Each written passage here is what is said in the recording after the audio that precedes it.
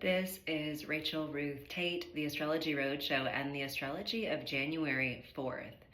We are in January, y'all. 2025 is getting going, so buckle up. We've got major aspects today, and they involve Saturn and Mars, so both of our malefics or both of our challenging, difficult planets.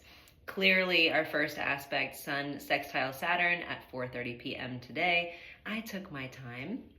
And I am recording this later on in the day because I was busy this morning recording a year ahead forecast with a dear friend of mine on her wonderful podcast called Be You.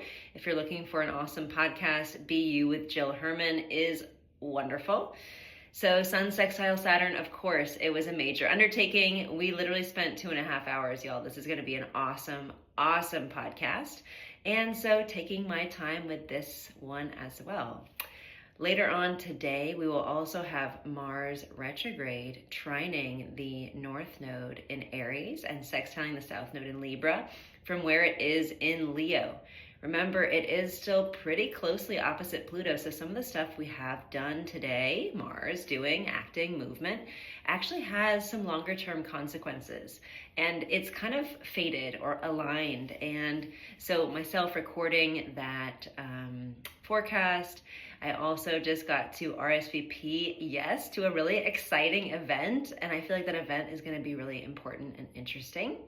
So pay attention to what you're doing, where things are moving and shaking for you.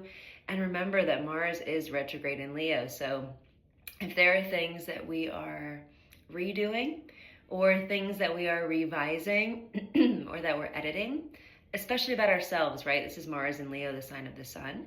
It's for the best. Trying the North Node. The North Node is in Aries for just a few more days. So we're getting down to some prime, important shifts. And this is a trine, so we don't have to try. It's an angle of the nature of Jupiter. It's for the best, and it's going to happen. The moon is also quite busy today. So that moon is going to be squaring Jupiter retrograde in Gemini from where the moon is in Pisces. The moon will be conjoining Saturn in Pisces, so kind of highlighting that Sun sextile Saturn for us. And it will also then, of course, since it's conjoining Saturn, be sextiling the Sun. It will also later on, just right around midnight, sextile Uranus. So I love the moon, the mouthpiece, the mirror, giving us the information, giving us the download about what these exact aspects are doing here in the sky. And Sun sextile Saturn, we've got an opportunity. The moon is going to highlight what that opportunity is for long-term import, long-term growth, and maybe for spiritual attainment or potentially for a preview of what this North Node shift into Pisces is going to bring to us in just about 1 week.